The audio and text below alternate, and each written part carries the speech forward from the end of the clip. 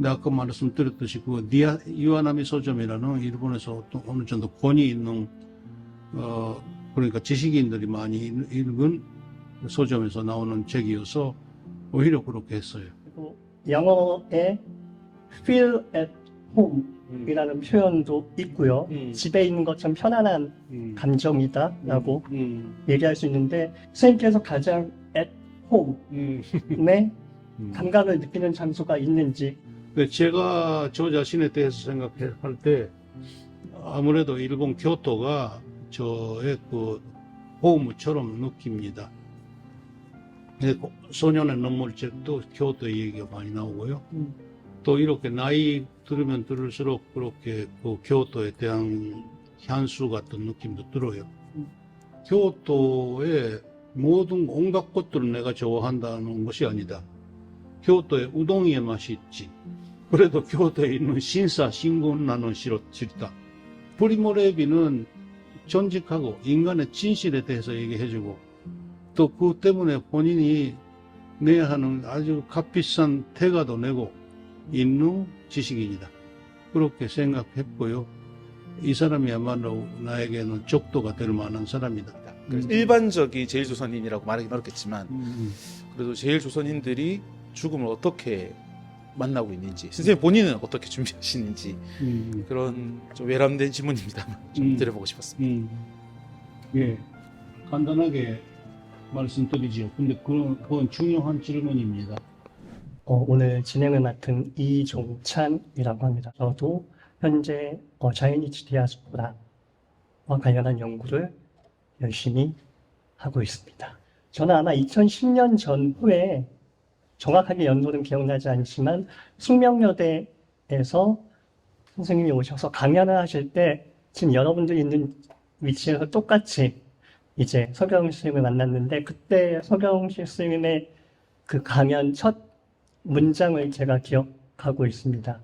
그 문장이 되게 저한테 강렬했는데, 그 말이 일본에서 태어난 서경식입니다.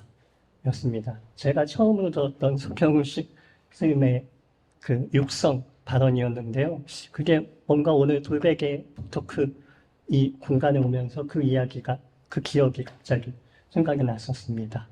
아마 오늘 이 자리에 오신 관객 여러분들도 서경실 선생님의 문장 하나쯤은 마음속에 갖고 계시라고 생각하는데, 이따가 먼저 저하고 서경실 선생님하고 이야기 나누고 난 다음에 그런 기억들을 같이 질문 시간에 같이 공유해 주셔도 좋을 것 같습니다.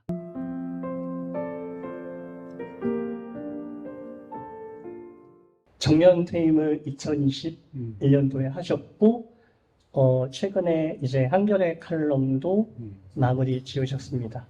팬데믹 때문에 한국에 못 들어온 기간도 좀 되시는데요. 최근에 이제 은퇴 이후라고 해야 될까요? 은퇴 이후의 근황 같은 것들로 오늘 이야기를 가볍게 이야기 시작해보면 어떨까 싶습니다. 예, 여러분 안녕하십니까. 서경식입니다.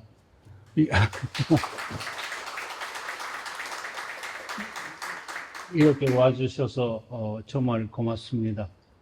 저는 1951년에 일본 교토에서 태어났습니다. 원래는 그러니까 할아버지가 충청남도에서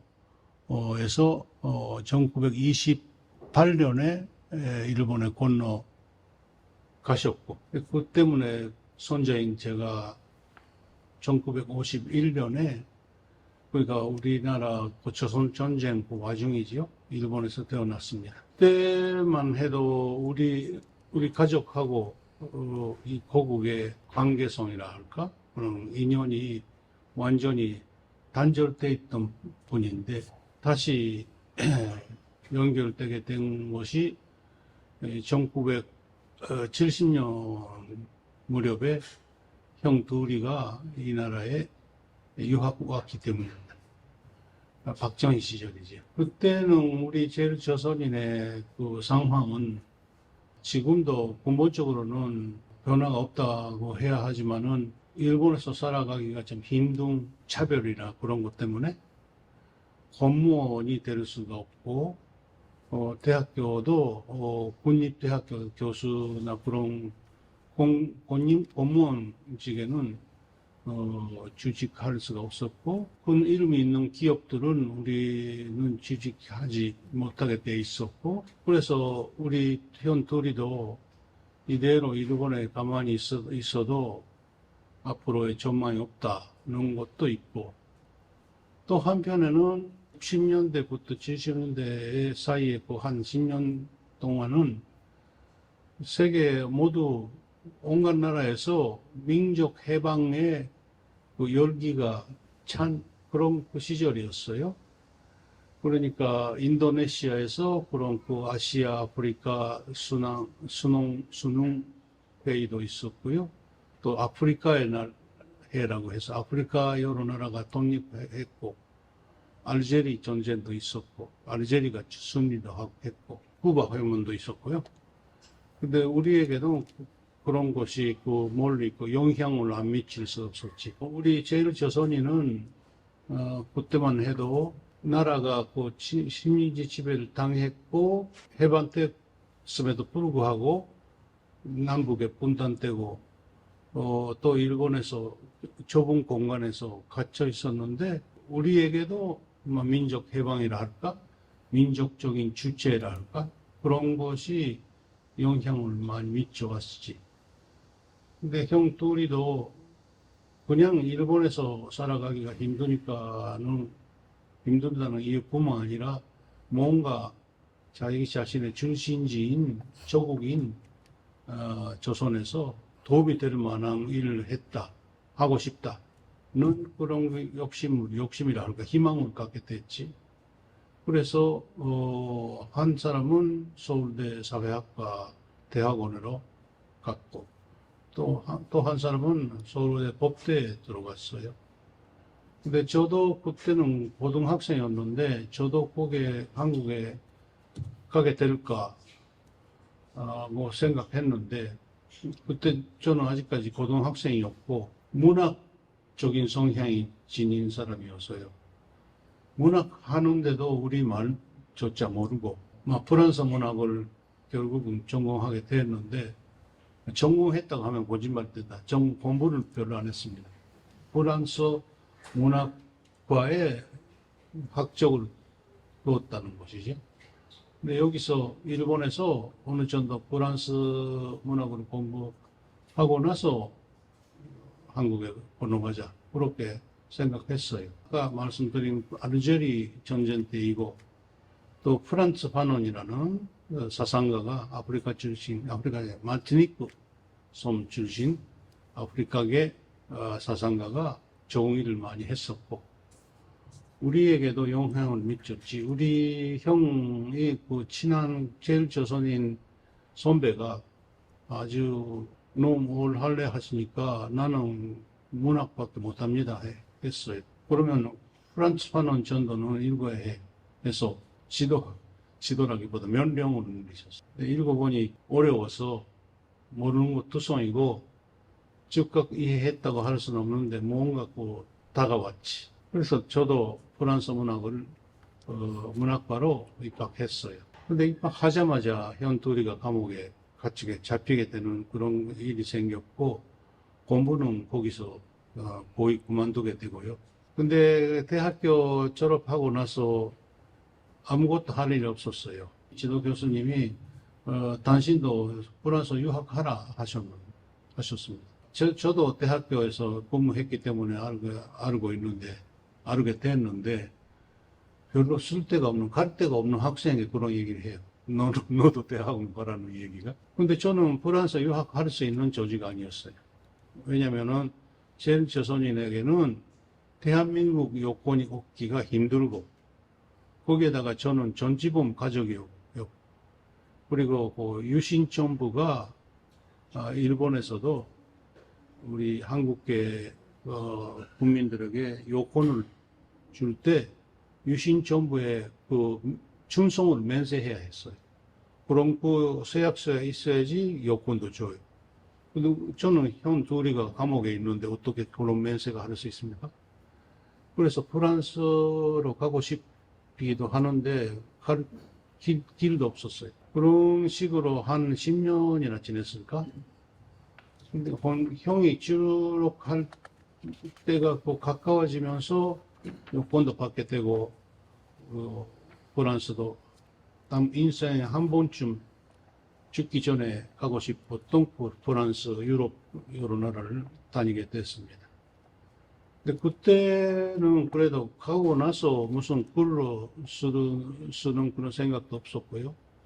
그냥 죽기 전에 한 번만 자신이 하고 싶었던 일을 하고 하지 않은 그 정도였는데, 갔으면은 뭐 욕심이 생겼다고 할까? 욕심이라기보다 막 여러 미술관에서 그림을 보면요, 내가 이름으로만 알고 있었던 렘브란트나 뭐 그런 무리우게르나 그런 사람 그 그림을 보면 너무 많이 뭐랄까 감명을 받았고, 그걸 쓰기 시작했어요. 누구한테 보이기 위해서가 아니라.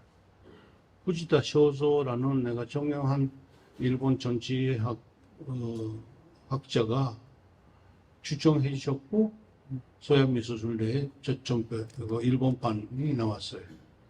근데 나온 지 얼마 안 됐을 때 여기 백낙전 선생님께서 한국에서 번역본 내자고 하셨고, 돌이켜봐도 너무 행운이었다고 할 수 있죠. 지금도 그 나의 서양미술술래는 독자가 계시고요.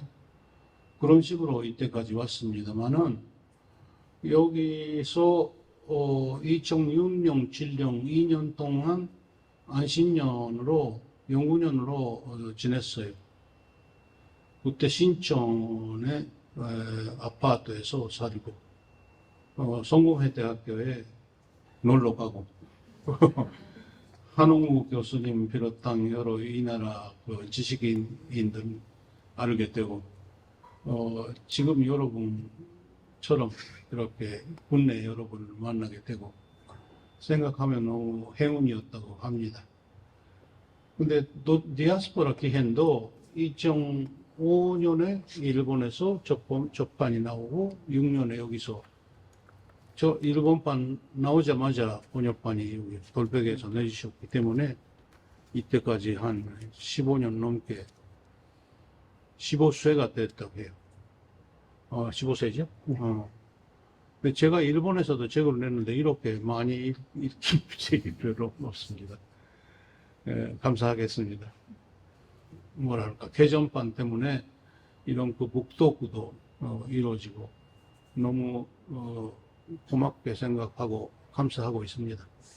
그 한 권의 책이 17년이라는 시간 동안 꾸준히 읽혀왔다는 것을 의미하는 것이겠죠. 요즘과 같은 출판계 분위기에서 참 흔치 않은 일이 아닐까라는 생각을 해보게 됩니다. 그 개정판 출간에 대한 어떤 소감 같은 것도 혹시 있으실까요? 저는 대학교에서 두 가지의 그 영역에 있어서 그 강의를 했습니다. 하나는 인권이라는 게, 제가 일본에서의 소수자여서 소수자의 입장에서 일본의 인권 상황을 비판적으로 분석하는 것이 첫 번째 일이지요. 그리고 두 번째가 저 자신의 그 미술술래지. 미술 전공이 아니었는데, 제가 볼 때는 미술이라는 분야가 많은 경우 너무 미술사나 기법이나 그런 그 편중이라 할까? 그 미술을 보고 다닌 보는 사람의 그 심정을 잘 투영되어 있는 것이 많지는 않다. 물론 그래도 괜찮은 글들이 있기는 있어요. 호타 요시에라는 소설가이면서도 평론가인 사람이 그런 글을 썼고, 아무래도 일본은 여기보다 세계 근대 미술이 그래도 많이 소개가 되어 있고요. 또 일본 지식인들도 해외에 나가는 기회가 있었기 때문에 그런 것이 있겠지. 근데 나는 그런 거를 염두에 두면서 나 나름대로의 제일조선인의 그 미술하고의 만남, 대화 그런 걸 써야 한다고 생각하면서 이걸 썼습니다. 근데 쓰면서 거기에다가 그러니까 사회적인 관쟁 얘기도 나오고 현두리 얘기도 나오고 하지요. 그래서 그런 걸 우연히 그렇게 됐다기보다 내가 의도적으로 미술하고 그런 분야를 결부시키면서 글을 쓸 수 있을까 하는 시도로 했어요. 근데 그래서 일본에서는 조금 환영해주고 잘 읽고 주시는 분들도 계시기는 하지만 여기서 독자가 오히려 많아요. 이전찬 선생님도 그분들 중에 한 사람인데, 근데 여기서 그렇게 성공적이었다고 내 스스로 내 얘기 해도 괜찮은지 모르지만 이 나라에서 살고 계시는 여러분의 그 전수하고 해외에 있으면서도 그런 식으로 서양 미술이나 현대 미술 보고 있는 나의 전소가 잘 맞는 그런 그 결과일지도 모르고, 과연 그런 결과였으면은 다행이다, 행복한 일이다, 그렇게 생각합니다.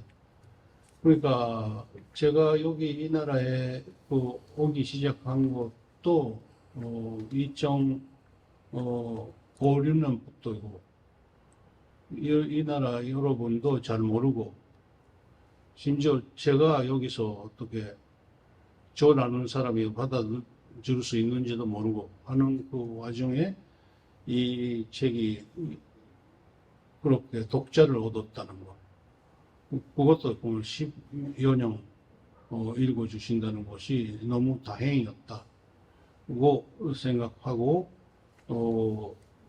개정판 얘기가 나왔을 때도 물론 기꺼이 제가 받아들였습니다. 예.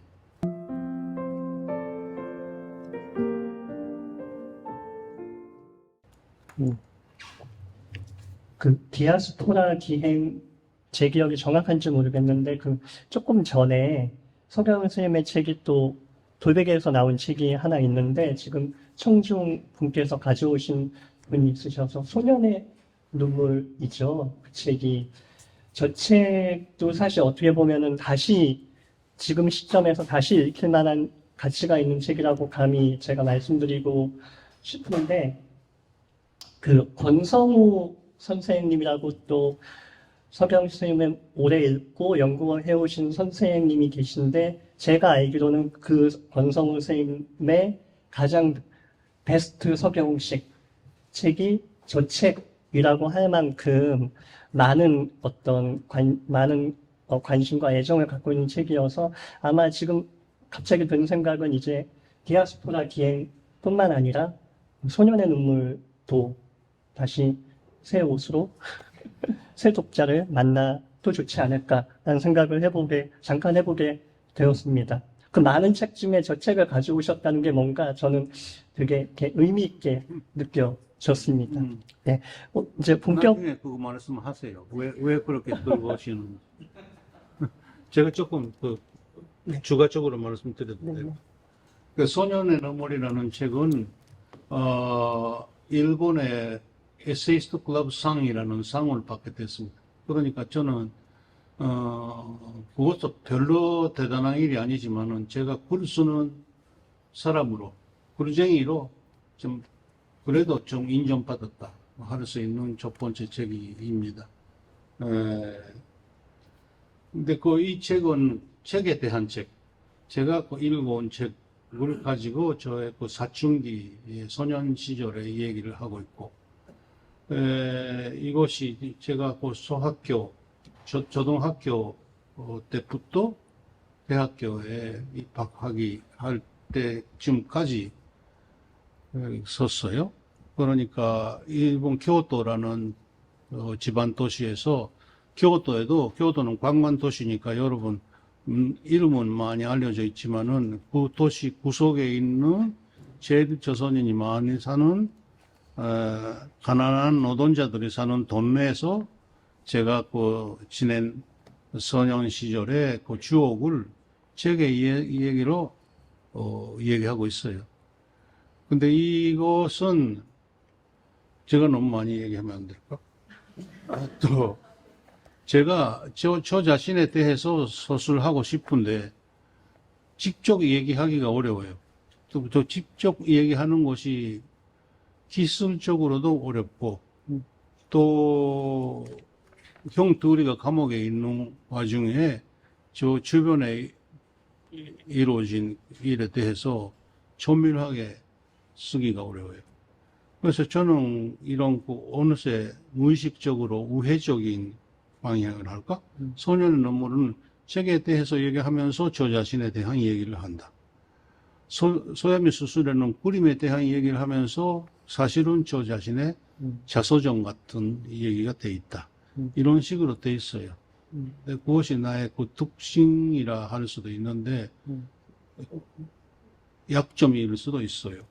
직접 자기 자신에 대해서 전란하게 얘기하기가 어려운 그런 것이 없기 때문에 근데 앞으로가 있는지 모르겠습니다만은 그런 걸 새삼 느끼고 있습니다.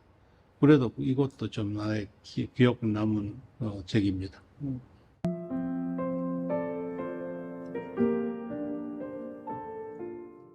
이 책의 제목으로 질문을 던져보는 게 좋겠다는 생각을 제가 했습니다. 디아스포라 기행이라는 책의 키워드를요. 첫 번째는 디아스포라입니다.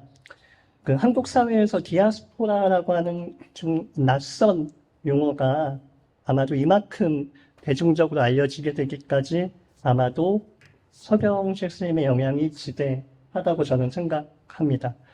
근데 이 디아스포라라고 하는 용어가 그렇게 간단하지가 않죠. 이 용어에 대한 비판자들도 있습니다. 그 용어를 거부하는 분들도 있거든요. 관련해서 저도 경험이 하나 있는데 어느 한국의 시민단체 회원분으로부터 왜 제일동포라고 얘기하지 않고 디아스포라라고 너는 자꾸 얘기하느냐라고 저에게 화를 냈던 그걸 듣고 되게 당혹스러워했던 기억이 저에게도 있는데요. 그 디아스포라 개념을 둘러싼 여러 논쟁적인 지점들이 있는데도 불구하고 어쨌든 스님께서는 이 용어를 긍정하고 끌어안으셨습니다. 그리고 그 얘기가 마침 개정판 서문에도 좀 포함이 되어 있긴 한데 조금 더 추가적으로 얘기해 주실 게 있지 않을까요? 네. 예, 저는 그러니까 말 그대로 제일 조선인, 제일 동포로 자라왔어요. 근데 보이는 그 봄에는 우선 그 조선이 보이고 일본 보여요. 근데 그 외에는 안 보인다고 할까요? 포함되어 있지 않는 경우가 많아요. 그런데 세계 곳곳으로 보면요. 예를 들어서 제가 존경하는 친구로 팔레스타인인 있어요. 라지스란이라는 인권 활동가인데 연세도 나하고 비슷하고 가자 지구에서 목숨 걸고 오랫동안 활동하고 있는 사람. 일본에 여러 번 두세 번 왔고 그때 왔을 때마다 만났고 또 다큐도 같이 찍었어요. NHK가 찍어줬어요. 이런 사람하고 나는 그냥 외국인이 멀리 떨어져 있는 사람인가 하면은 내가 그 느끼는 심정은 아주 가까워요. 그걸 친구니 현재니 하는 그런 표현을 하는 것도 나는 그 문제가 있다고 보고 돈지라고 할 수도 없고 근데 우리는 같은 디아스포라다 하는 그런 느낌이 들어요. 근데 또 하나는 말씀드리면요. 레바논에 그 디아스포라 난민의 캠프 있어요.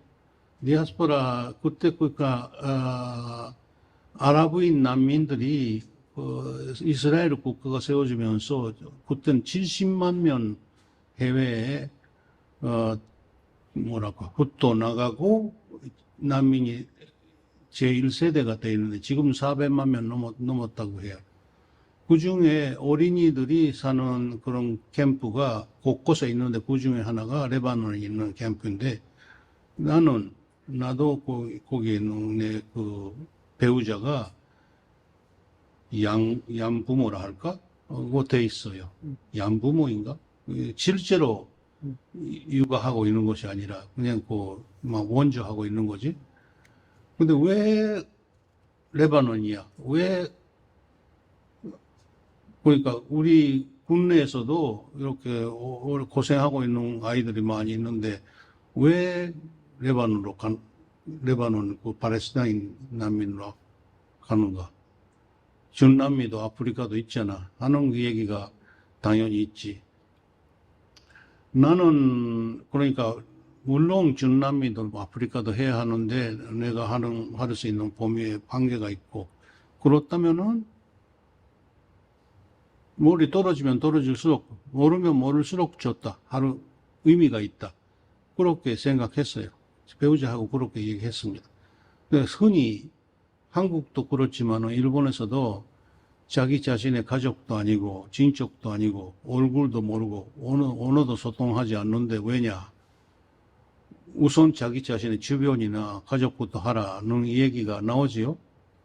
근데 나는 그런 심리적인 한계를 넘어서야 한다고 생각했었어요. 어느새부터. 우리는 몰라도 아무리 거리가 멀어도 같은 인간이다는 그런 시점에서 그런 차원에서 생각하고 일하려고 할 때는 그런 식으로 멀어져야 한다.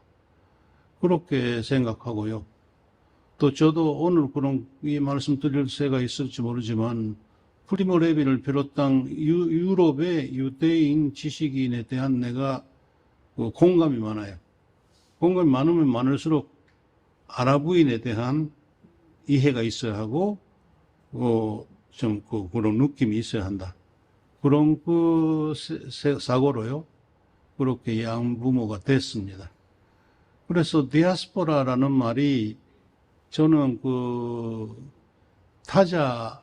타인에 대한 말이 아니라 나 자신을 포함해야 하는 말이다. 근데 그때 그 말을 쓰기 전에 그런 말이 많이 있었어요. 왜냐면은 예를 들어서 제일 조선인이라는 말이 있었고, 근데 그것이 조선인의 호칭이니까 그것도 맞는 말이지만은 우리가 우리 자신을 표현할 말로는 충분치 않습니다. 우리는 조선이면서도 디아스포라다. 이 두 개 모두 있어야 해요. 그러니까 우리는 조선인이다는 측면만 간주하면은 다른 나지스라니 같은 그런 레바논 캠프에 있는 아이들 같은 사람들이 못 보겠대요. 당신 그러면 다 그런 사람들 보고 있다고 할 수 있냐 하면 있다고 할 수는 없어요. 한계가 당연히 있어요. 그런데 그렇게 있어야 한다는 경계심이 있어야 해요. 그것이 내가 디아스포라라는 말을 쓰기 시작한 이유 중에 하나이고, 또 하나는 이번 개전판에도 썼는데, 그때가 디아스포라라는 말이 일본에서 유행하기 시작한 무렵이었습니다. 특히 한문계, 포스트 모더니즘 학을 한 사람들 중에. 근데 이 사람들은 그러니까 일본에서도 냉전 시기, 돈소 대립 시기가 지나가면서 전지의 시대가 지나갔다.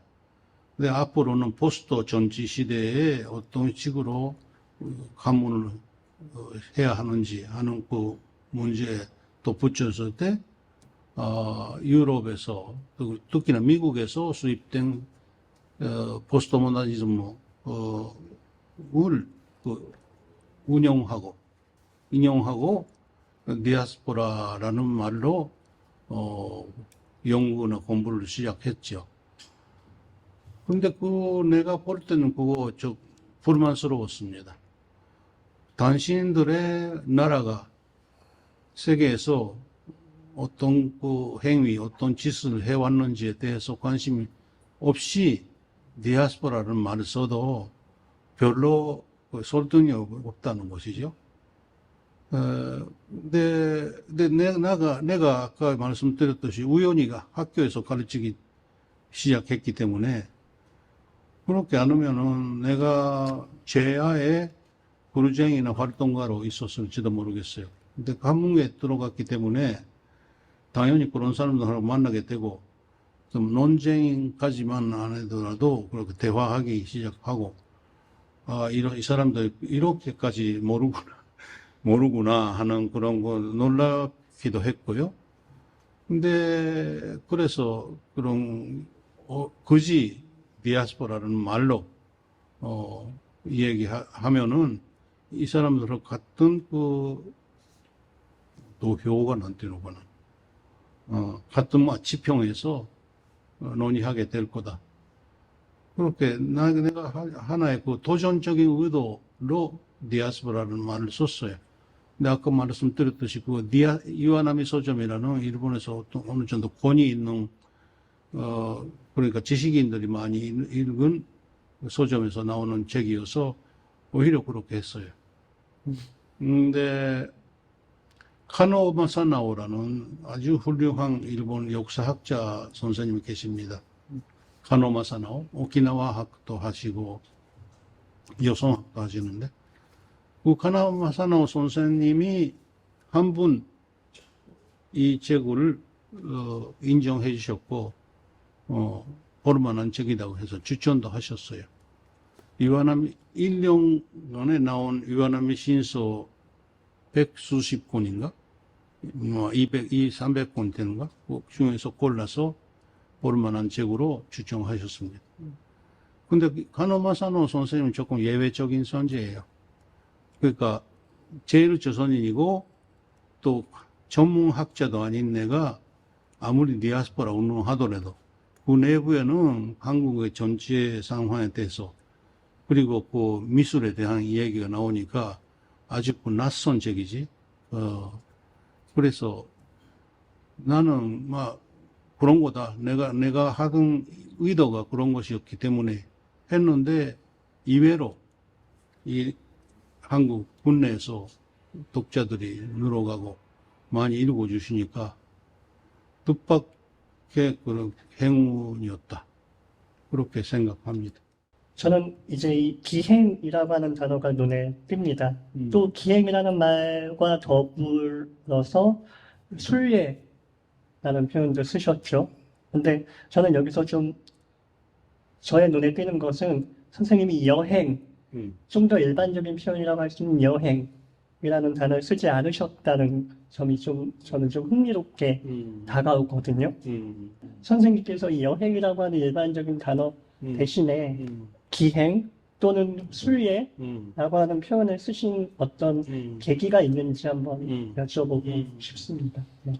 흥미로운 질문을 던져주셨습니다. 저는 그냥 자기 자신으로는 그냥 여행 갔다고 생각했었어요. 근데 책을 만들 때 여행이라기보다 순례가 어떠냐 하는 그런 그 조언을 얻었고요. 근데 저는 거꾸로 그 종교가 없는 사람이어서 저는 신앙이 없어요. 그러니까 신앙 없는 사람이 순례라 하는 것도 조금 너무 뻔뻔스러운 일처럼 보고 또 그 여행 과정에서 즐거운 일들도 다 해요, 저는. 뭐 음악회나 그런 것도 하고 또 술도 마시고 해요. 그러니까 보통 얘기하는 순례하고는 달라요. 그런데 갔다 오고 나서 생각하니 자기 의도 아니게 그런 막 소양이니까 그리스도교가 많지만은 그런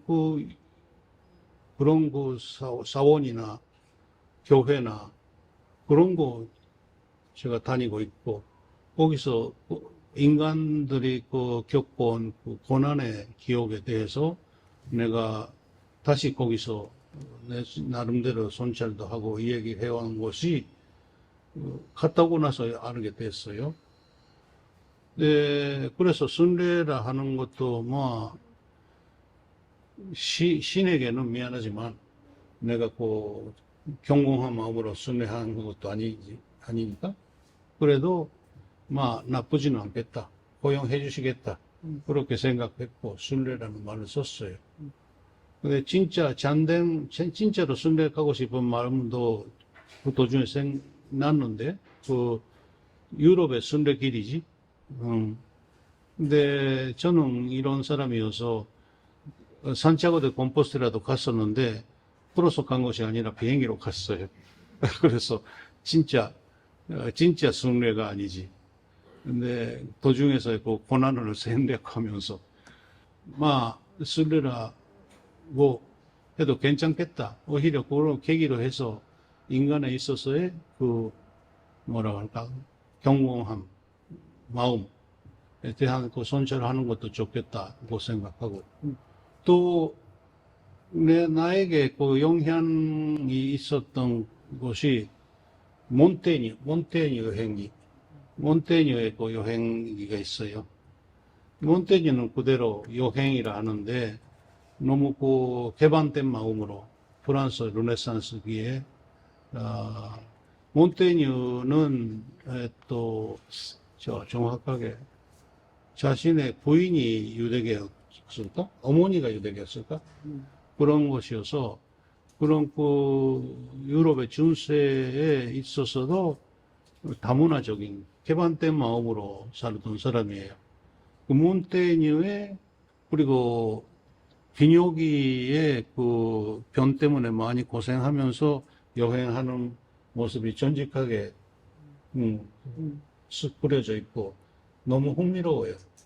그 오줌이 잘 안 나고 아프다는 얘기가 자주 나와요.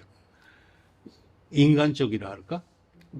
그래서 몬테뉴의 여행기를 읽으면서 나도 이런 걸 쓰고 싶다는 욕심도 생겼어요. 근데 여행기인데 글쎄요. 뭐 여행기도 괜찮겠지만 여행이라는 말은 여기에 대해서는 잘 모르지만 일본에서는 조금 그냥 놀면서 다니는 여행 이런 그 어조가 세지요. 왜냐면은 일본은 순례는 순례대로 있는데 네. 일본에서 가장 유행했던 그 대중적인 여행은 에도 시기 말기 면치 시기에 그 저기에 이색 신궁 있죠. 전안에 거기에 마을 사람들이 동네 사람들이 다 단체 여행하는 것이 유행했어요. 오이세마일이라고 해서 그러니까 그것이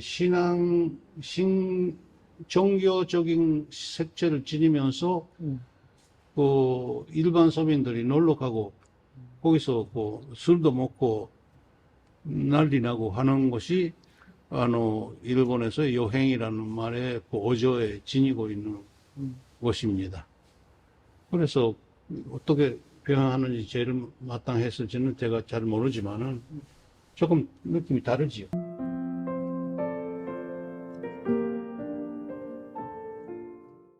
그러니까 어딘가 내가 있던 곳에서 떠난다고 하면은 집에 돌아온다는 것도 떠올리게 되지요. 그리고 영어에 feel at home 이라는 표현도 있고요. 집에 있는 것처럼 편안한 감정이다라고 얘기할 수 있는데 이 질문을 한번 선생님한테 드려보고 또 좋겠다는 생각이 들었습니다. 선생님께서 가장 at home에 감각을 느끼는 장소가 있는지.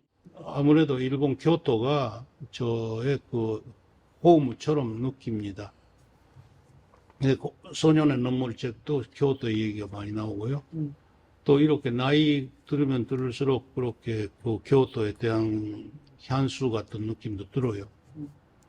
그런데 그것이 좀 또 복잡한 얘기가 두 개 정도 있는데 하나는 저 형인 소준식이 감옥에서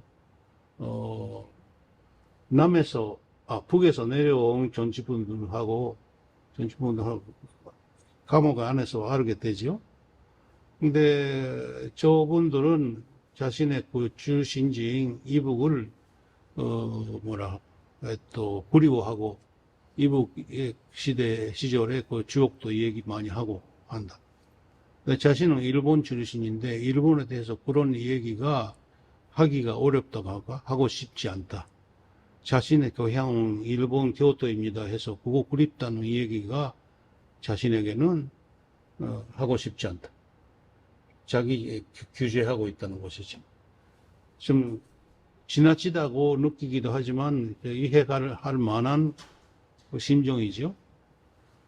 그래서 저 사람이 그래서 그렇게 많이 고생을 하면서 자신에게 그 홈, 고향이 어딘지를 찾으면서 이때까지 살아왔다고 할 수도 있어요.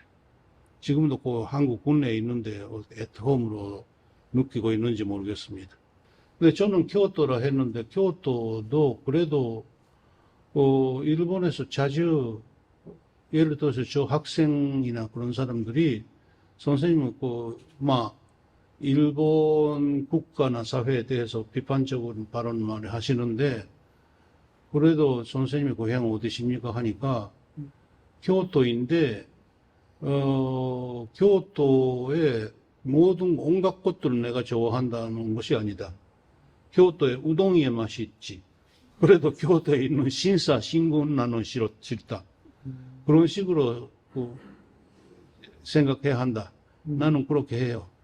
교토는 역사가 오래된 도시니까 차별도 많아요. 교토에 그 피차별 분항민도 많고 제르조선인도 많은 이유가 그거예요. 피차별 사람들이 사는 동네가 곳곳에 남아 있어요. 우리도 그런 그 주변에서 살았지. 그러니까 반드시 좋은 기억만 남아 있는 것이 아니지요. 내가 나이가 누르고 가면 그 좋은 우동 맛만 기억 남아 있고 그렇죠. 나는 그런 식으로 생각하는 와중에 나는 여기 이렇게까지 생각할 수 있을까 싶었는데 에드워드 사이드의 책에서 인용되고 있는 또 아도르노의 말이 있어요. 아도르노가 아시다시피 나치 시절에 주반땅했고 스스로 만명했다고 할 수 있지. 미국에 건너갔죠. 근데 돌아와서 자신의 그 생지인 태어난 나라인 독일에 돌아왔는데 거기서 자신은 안정할 수 없다. 안주할 수가 없다. 어디든 자신이 안주할 수가 없다는 것은 우리가 마지막까지 지켜야 하는 윤리다. 이렇게 했대. 그러니까 나치 시절에 많은 사람들이 주반땅했고 오래오래 몇 세대에 걸쳐서 살아온 고향을 주반땅했다. 그런 역사를 고쳐온 이상 자신의 고향이 여기가 자신에게 제일 편안하다는 말을 하지 말아야 한다는 것이겠지. 아도르노가 그런 얘기 했대요. 내가 그러니까 에드워드 사이드로 인용으로 하니까 정확할지는 모르지만 저는 그렇게까지는 안 하지만은 못하지만은 좀 금욕적으로 고향에 대해서 얘기할 때는 제가 좀 자신을 좀 억제해서 해야 한다. 고 생각합니다.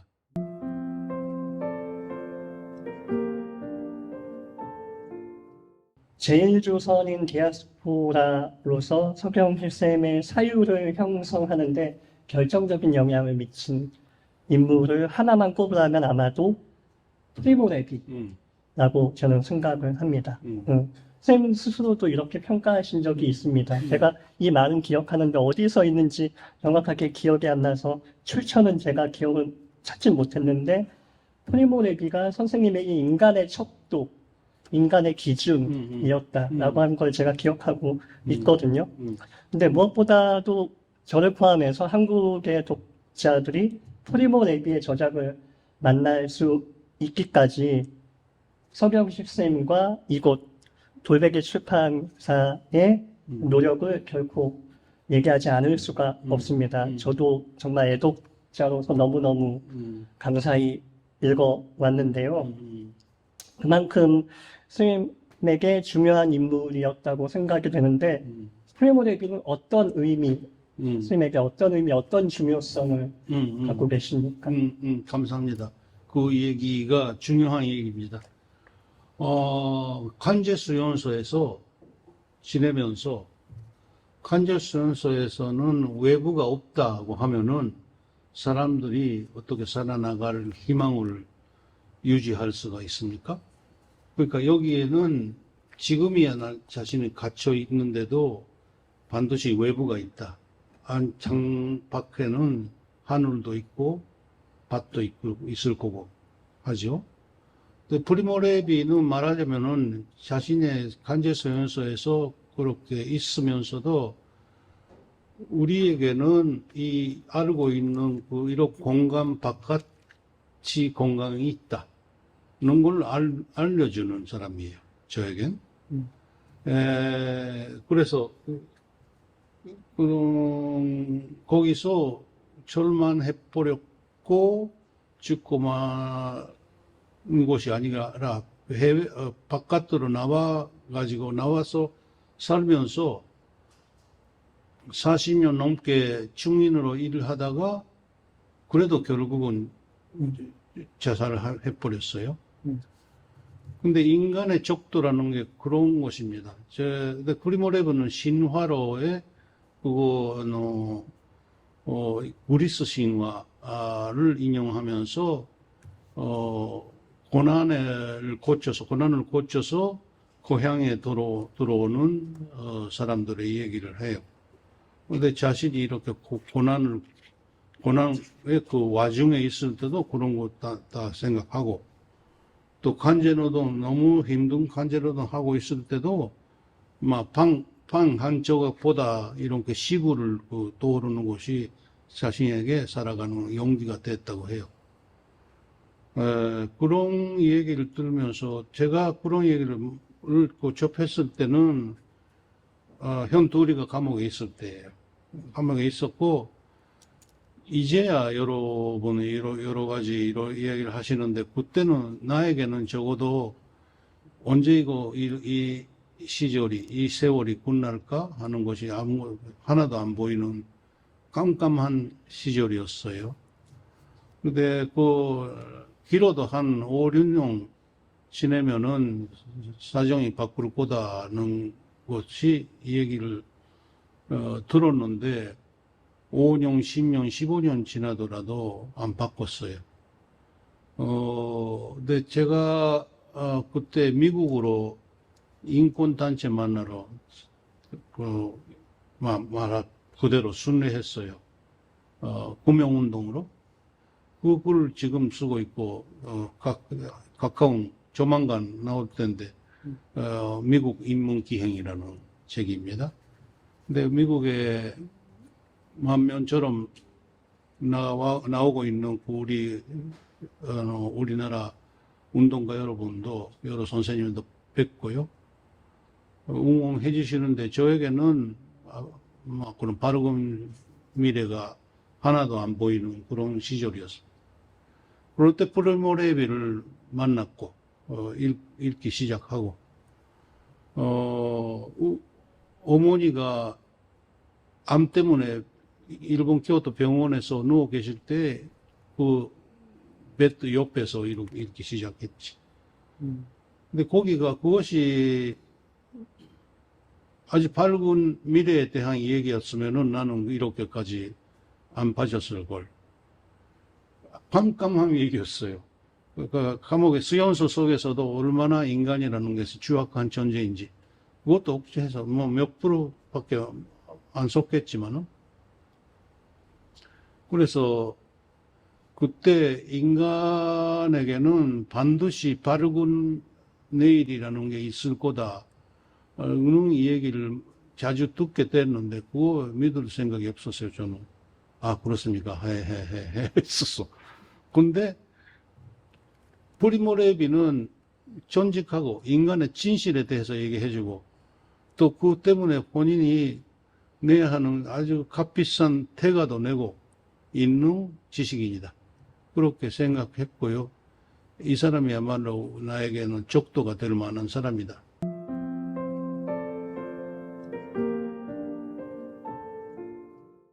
시간이 많이 지나서 이제 관객석에 마이크를 드리고 싶은데요. 예, 손을 들어주시면 마이크를 전달해 드리도록 하겠습니다. 그 디아스포라나 이런 사회적 현상은 한 두 가지가 같이 믹스되면 발생한다고 생각합니다. 잔인한 국가, 외면하는 대중. 국가 차원의 폭력은 과거에도 있었고 또 집권층의 이익을 위해서 또 항상 그렇게 움직이고 있다고 사실이긴 하나 이 외면하는 대중들이 늘어나면 그게 또 가혹화되고 더 광범위해지고 무자비해지는 게 현실이기도 합니다. 국가 간 폭력보다는 이 외면하는 대중 쪽을 어떻게 줄여가는 것도 핵심인 것 같은데 지금은 외면하는 대중을 양산하진 않는가라는 걱정이 들거든요. 외면하는 대중들을 힘을 모으거나 한쪽으로 같이 바라볼 수 있게 하는 방법은 없는지 아니면 아예 이걸 못하게 하려고 행위를 하는 건 아닌지라는 생각이 들 정도거든요. 잔인한 국가보다는 외면하는 대중을 줄이는 좋은 묘책이 없는지 감히 여쭙고 싶습니다. 그거야 고민이지. 예. 그 일본은 오래전부터 그렇게 대중의 그 무관심, 산무주의라는 얘기도 있었어요. 산무주의가 관심이 있고, 뭐, 그러니까 non-political, 정치적인 관심이 없는 사람들이. 왜, 있다고 나타나기 시작했다는 얘기가 60년대, 70년대 초에 나왔으니까 이때까지 50년 넘게 그런 시대가 이어왔기 때문에 지금이나 같은 세상에 있는데 한국도 마찬가지겠죠. 그러니까 민주화 운동 시기가 지나갔고 어제 제가 아는 친구 교수분이 한 분이 요즘은 젊은 세대가 뭐 관심이 없는 것은 물론이고 심지어는 한국이라는 나라가 분단 국가라는 것도 모르는 젊은이가 꽤 있다고 해요. 어떻게 하면 되죠? 근데 저는 저 자신은 글쎄요, 그 효과가 있다고 할 수는 없지만은 그것이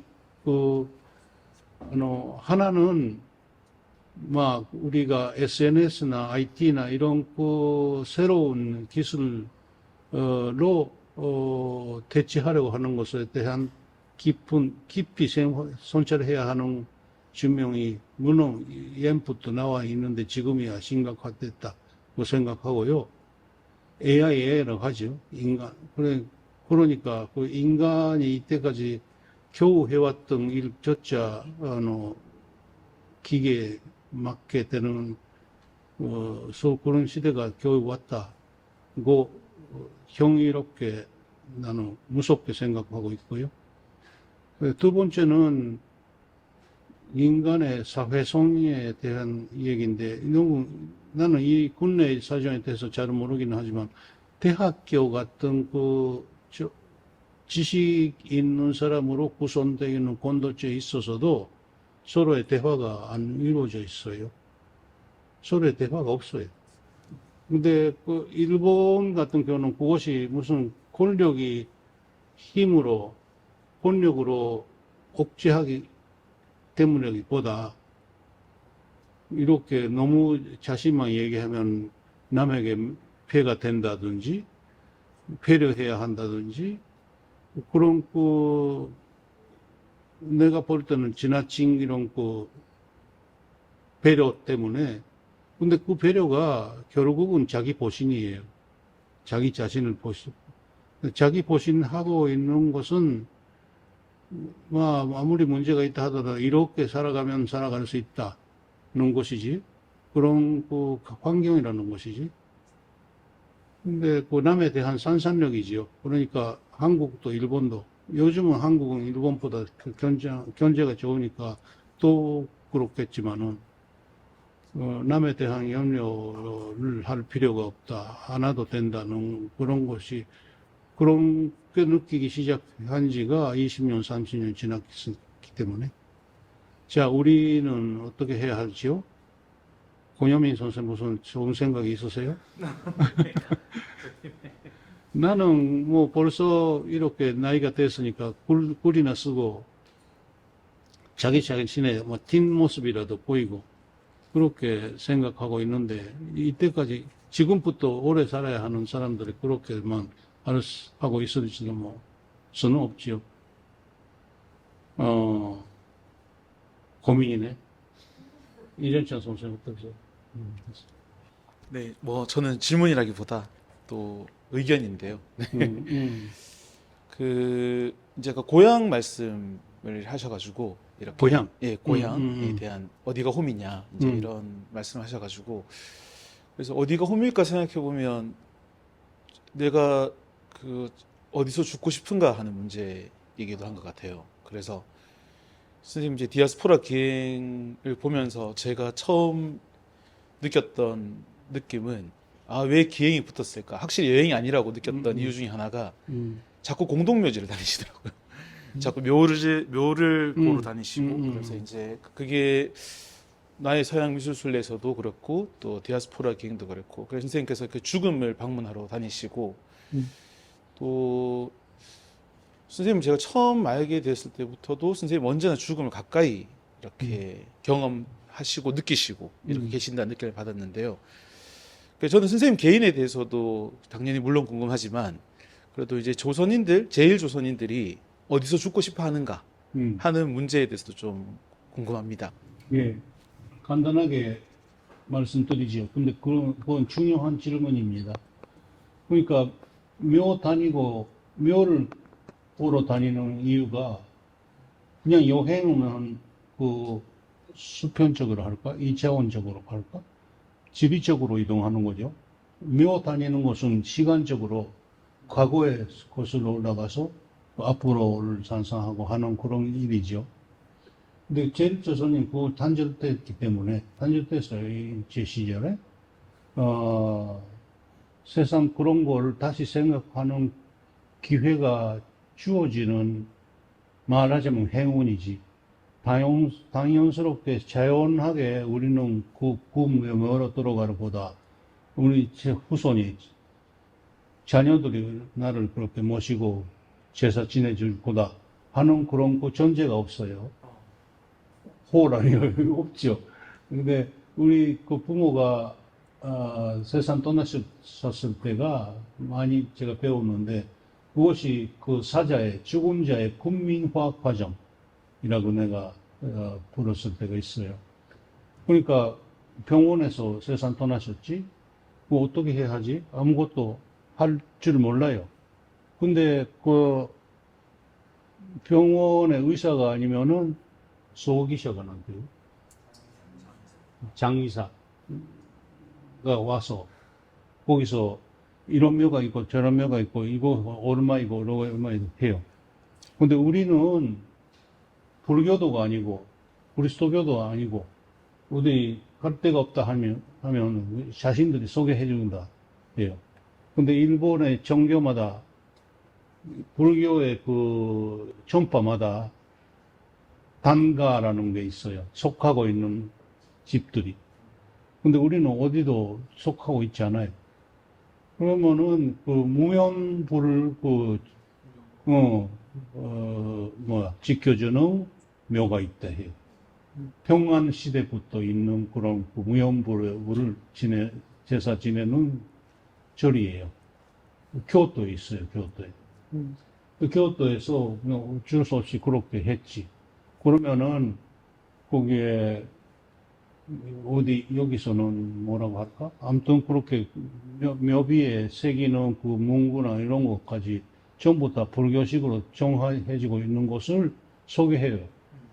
그리고 그것도 A, B, C, D 있고, 그 값이가 달라요. 근데 우리는 많이 그 지쳐 있으니까 뭐 알아서 하세요 하죠. 그렇게 해서 지금은 교토에 있는 그 불교의 전도총이라는 한 전파의 절에 우리 부모가 계시고 거기서 지내셨는데, 근데 우리 세대는 거기 같이 들어가고 싶지 않다고 해요. 우리 그 군녀님도 자신 어떻게 할지도 모르고, 군녀님의 그 현수님 세상 떠나셨는데, 거기 같이 들어가고 싶지 않대. 그러니까 세상이 그렇게 바뀌었다. 그렇게 되면은 우리는 어디서 와서 어디로 가는지에 대해서 우리가 스스로가 결정해야 하는 그런 세대, 그런 시대가 왔다는 것이죠. 저는 그건 반드시 나쁜 일이 아니라고 봅니다. 내가 죽음에 대한 글을 이렇게 썼는데, 요즘도 갈 때마다 유럽에도 그렇고, 이스라엘에서도 그렇고, 묘에 가요. 묘에 가면은 어디 전파 정교별로 따로 있어요. 그 방식을 보면은 지금 같은 생각이 나요. 이런 사람들이, 가족들이 어떤 고민을 하고 이렇게 했을까 하는 것이지. 그러니까 흥미롭습니다. 디아스포라의 묘라는 그런 산산도 했었고, 디아스포라 묘라는 제목으로 글 하나 쓸까 싶었을 때도 있어요. 그것이 어디서 와서 어디로 가는지도 모르는 묘, 그리고 그 묘비 같은 것이 하나도 없는 묘, 사막 같은 그런 그 운동장, 야구장 같은 그런 넓은 또 그냥 버리고, 그렇게 지나간 묘가 아주 포스트모던적인 디아스포라의 묘다. 이렇게 생각했는데, 근데 그것도 너무 그러니까 군대화된 사고지. 인간이 그런 거에 대해서 많이 매달리고 있고 해방되기가 어려운 것이죠.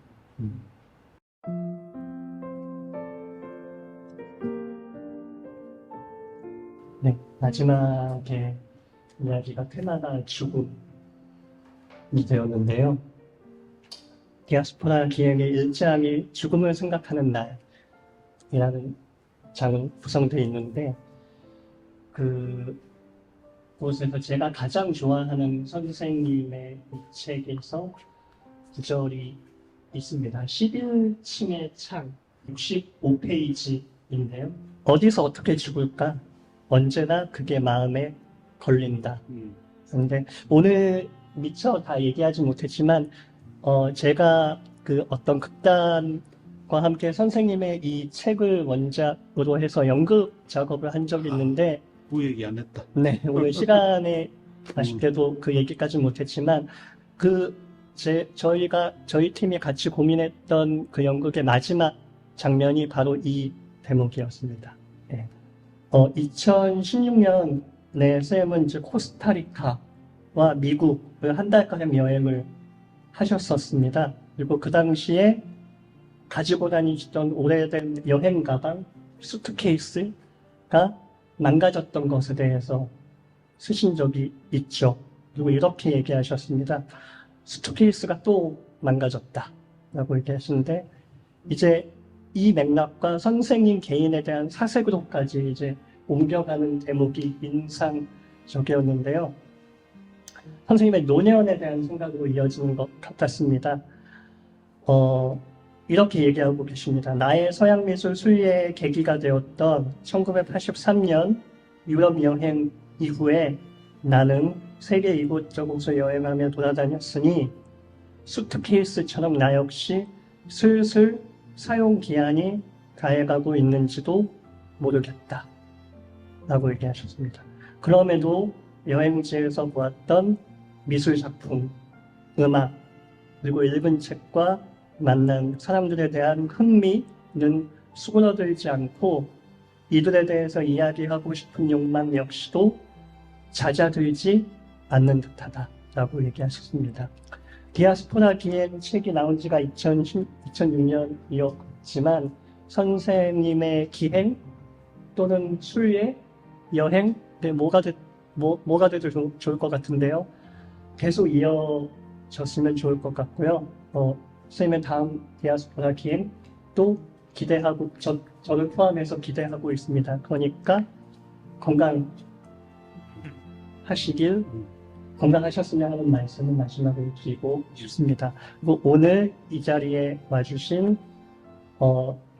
관객 여러분, 그 다음에 행사 준비해 주신 돌베개 출판사 여러분, 그리고 오늘 진보이신 서경 선생님에게 모두에게 박수로 모든 사람 마감하도록 합니다. 감사합니다.